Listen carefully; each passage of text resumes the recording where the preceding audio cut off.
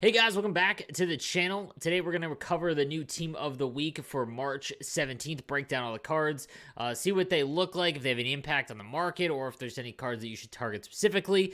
But as well, guys, we're going to have a watch party tonight for the San Jose Sharks and Vegas Golden Knights game later on with a company I partnered with called Bet Warriors. So we throw some money on the games and, we hang out and we watch some hockey. So that'll start at 10 p.m. on Twitch. Again, the link is down below to my Twitch channel. Don't forget to subscribe and give the video a like if you do enjoy it. All right, let's get into the brand new cards. All right, we'll start with the big one. We got the 96 Leon Draisaitl, so it does not improve the team of the year Draisaitl just yet again. We get another one.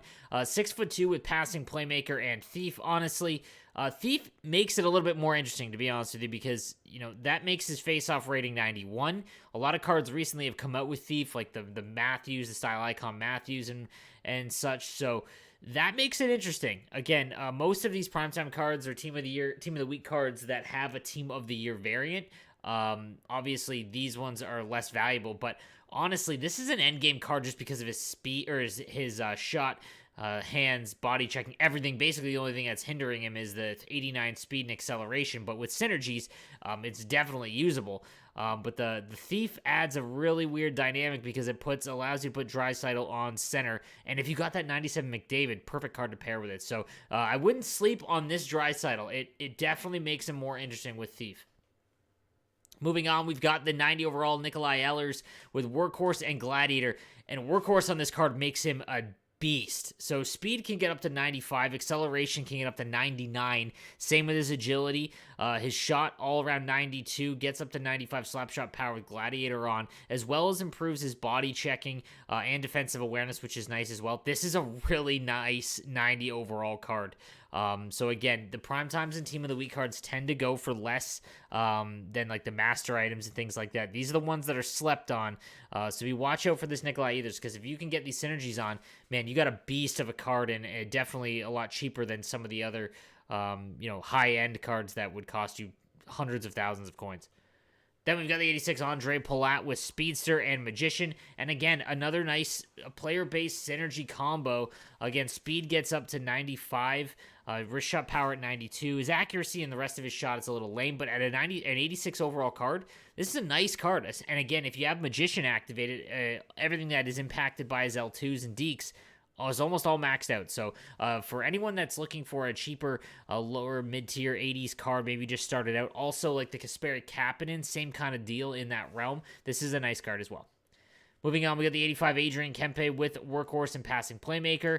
Again, not really anything special here, as he is a winger, and again, bigger wingers for the majority of the player base is going to cause a little bit of a struggle, just because a lot more players don't take advantage of the time on attack and hold off, use puck possession, that kind of thing. You need speedy wingers. But again, if you're someone who uses TOA and you cycle the puck very, very well, this is a nice card. 6'2", can get up to 90 acceleration. His speed is really low though, so honestly, there's way better cards that, in my opinion, that have 85 that are 85 overall. So I'd pass on ADRIAN KEMPE.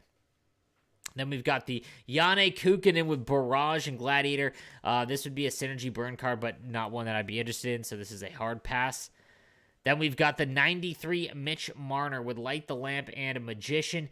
I've never been a fan of Mitch Marner cards. They just never seem to play up to what their stats indicate. He can get to 94 acceleration and 94 speed. His shot is in the mid-90s, but he gets blown over by like a gust of wind. I don't know if it's because he's 175 or what, but just really, really slender, and I have a hard time holding onto the puck with him, but again, it's not like it's a bad card, so but just watch the cost. I wouldn't go nuts on him.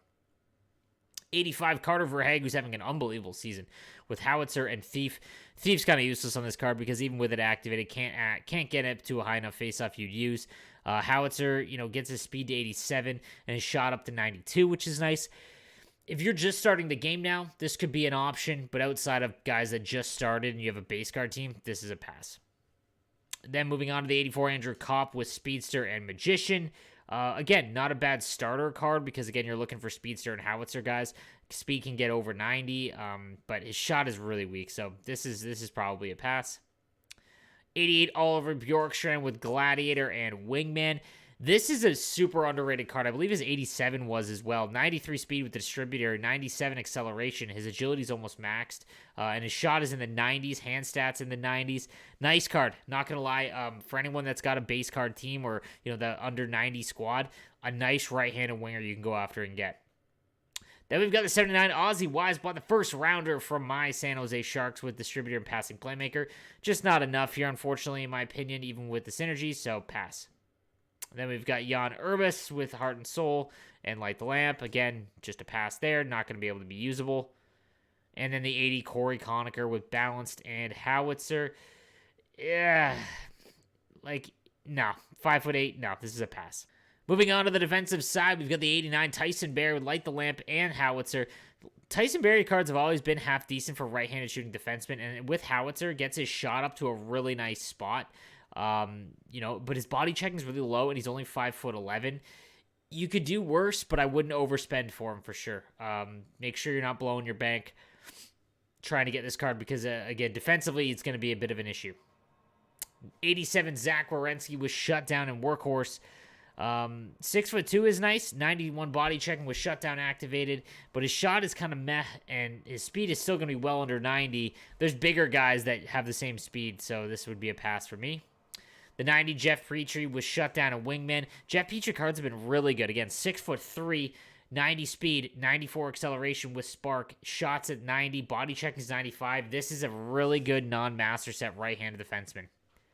83 Mackenzie Weegar's up next with Howitzer and Shutdown. Just not enough here at this stage of the game. You can get a much better card for basically nothing. 79 Cody Donahue with Spark and Shutdown. Again, that's just a synergy dump, and I wouldn't recommend. And lastly, we got Justin Barron with Swarm and Wingman. Again, same kind of situation, just not going to be usable for you. And then in net, we've got the 87 Philip Grubauer with Distributor, Heart and Soul. That's a pretty brutal synergy combo, and at 6'1", not really going to help you out net. And then as a backup is the 85 Cantab with Spark and Swarm, 77 Aggression.